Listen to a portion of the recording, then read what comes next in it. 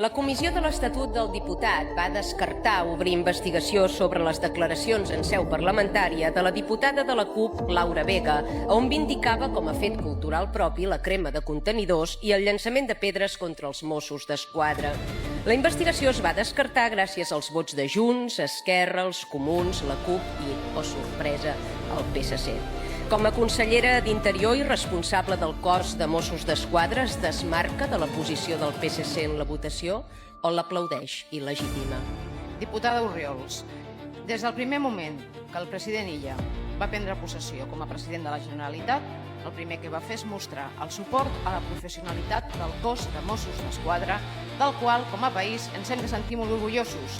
I la millor manera de contrarrestar la banalització que algú pot fer en el marc de la seva llibertat d'expressió contra el cos de Mossos d'Esquadra és remetre'ns a l'enquesta de Seguretat Pública de Catalunya del 2022, que per cert estem actualitzant, on els ciutadans i les ciutadanes de Catalunya li donen un 7,5 a la feina dels Mossos d'Esquadra. Una nota prou bona.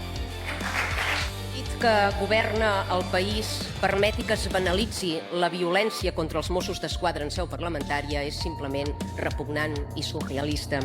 No van tots escortats per agents dels Mossos? Ells els escorten a vostès i en acabat vostès miren cap a una altra banda quan es fan crides a llançar-los pedres?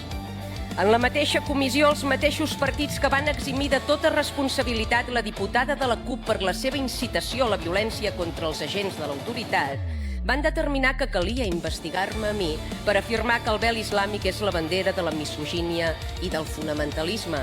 Sembla que la llibertat d'expressió a la que vostè apel·lava o la inviolabilitat parlamentària et cobreix quan vols llançar pedres a la policia, però no quan assenyales l'avenç d'una ideologia político-religiosa que rebassa drets i llibertats arreu del món. De fet, la vergonya que es va viure en aquella comissió va en consonància amb el tarannà del govern Illa, que ara es dedica a subvencionar amb 64.000 euros un congrés de joves musulmans on participen 2 ponents detinguts per radicalisme islàmic.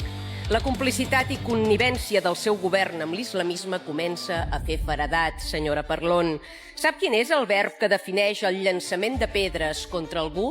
Sí, lapidar. Una pràctica habitual a països musulmans.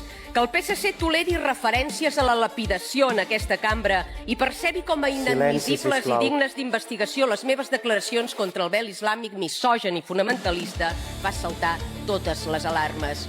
Qui ens governa? El PSC o Hamas?